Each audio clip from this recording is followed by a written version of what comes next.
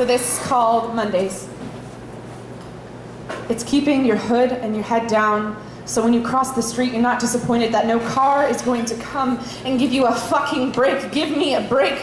Just because there are no scars on my wrists doesn't mean my psychiatrist doesn't worry about me every time I see her.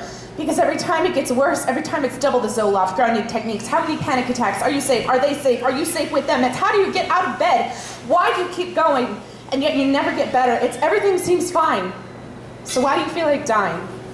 Because I haven't known how to play a cello since that dismal night in November, because the girl that knew how to play a Shostakovich sonata died that night, and I try to find those that saw me go from light to demise to remind me that there was a time that I was redeemable.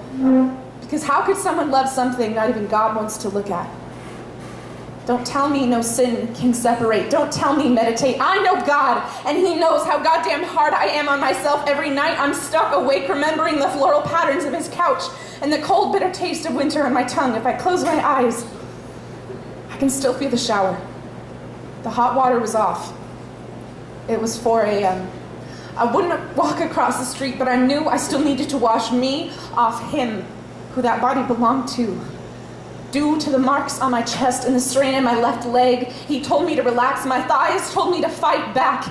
Every cold hit from the shower head reminded my lungs how empty a body can feel when there's no blood, no heart, no life that takes away all your might to pull yourself off the wall of that off-white square prison called a shower. I can't remember if I crawled or stepped out of there, but I know I came out alone and stumbled shivering into my bed next to a woman that left me at that home and didn't once think that leaving me alone might mean I die alone. She left me alone.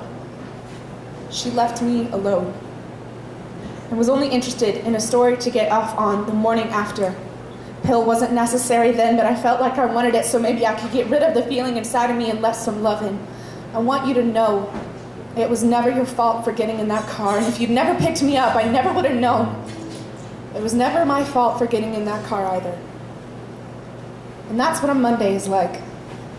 It's like crying because your lab TA makes you put on ridiculous rubber boots because he's never had an issue with socks and stocks any other goddamn day. Because if one other thing goes as unplanned, you might burst, but you already burst once today. So Monday begs the question, how many times can one person break in one fucking day?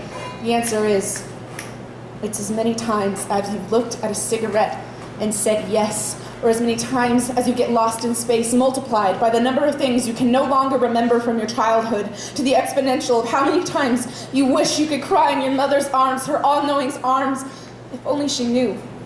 The answer is, it's as many times as you do. Because truce is learning to love yourself through every break and fall. Truce is learning to love yourself, love it all. Truce is learning to forgive yourself through it all, and I mean all, because truce is a word made of velvet. Truce is a word made of velvet. Wear it everywhere you go.